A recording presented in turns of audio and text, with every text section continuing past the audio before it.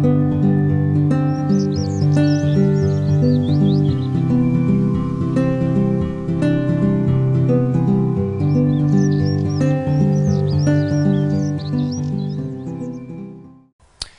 et sœurs, bonjour. Aujourd'hui, le Seigneur aimerait vous encourager au travers de sa parole à persévérer dans la foi.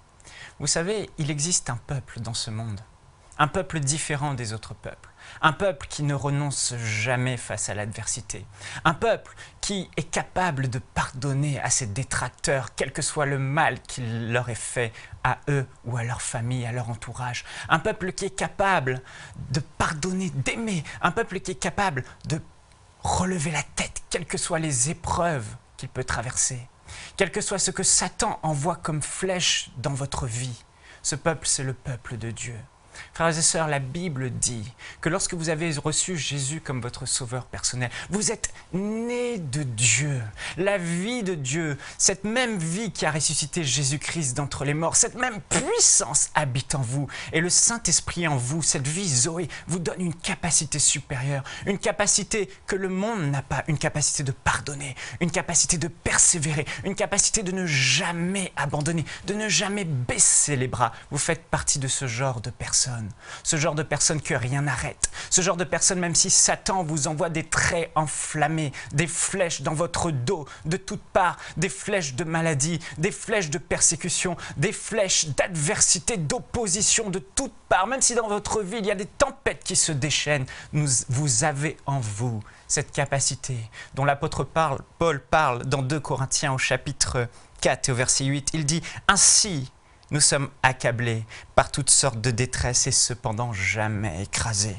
Nous sommes désemparés, mais non désespérés, persécutés, mais non abandonnés, terrassés, mais non anéantis. » Ce que Paul dit, c'est que Satan peut se déchaîner sur votre vie. Il peut essayer de faire toutes sortes de choses, mais il ne peut jamais vous anéantir.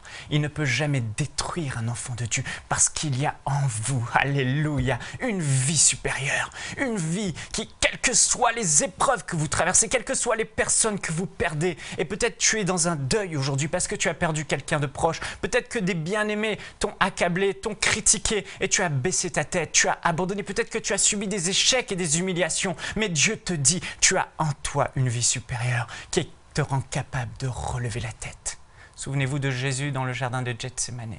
Jésus était là en proie à la plus grande angoisse que le monde n'ait jamais connue. Ses amis allaient l'abandonner.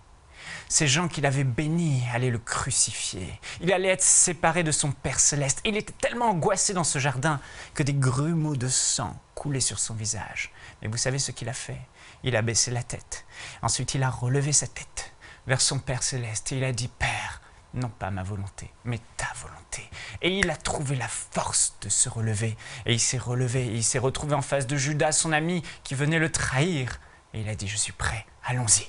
Allons-y, Satan, on verra qui rira bien le dernier. » Vous aussi, vous avez cette vie. Satan veut vous faire croire que vous êtes par terre anéanti.